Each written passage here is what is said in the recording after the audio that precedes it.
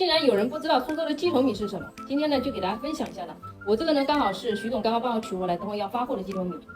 那给大家看一下啊，这个鸡头米呢，你看我这个全部都是颗粒比较均匀吧，那么它表面是呈这个乳芒状的，每一袋都是的。这个呢就是手剥的鸡头米，如果是机打的鸡头米呢，价格是便宜，但是呢它有老籽有嫩籽，口感不一样。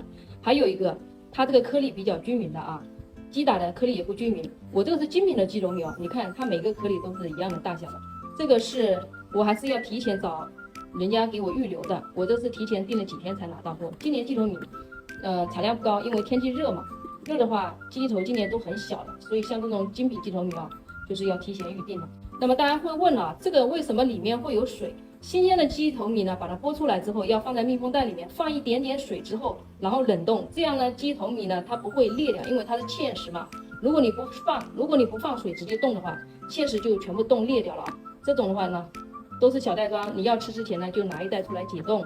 鸡头米这里面的水呢，可以直接煮的，不用倒掉，它里面因为是芡实的营养都在里面啊，就是这样。这一袋呢是4两。这位粉丝朋友订了几袋吧，等我给他发货发走。他每年都要找我订的，因为这个鸡头米好吃嘛。我帮他们代购的全部是精品的鸡头米哦，不是那种一般的啊。所以你们看这个鸡头米品质有多好，这个就是纯手工剥的啊。鸡头米就是长成这样啊，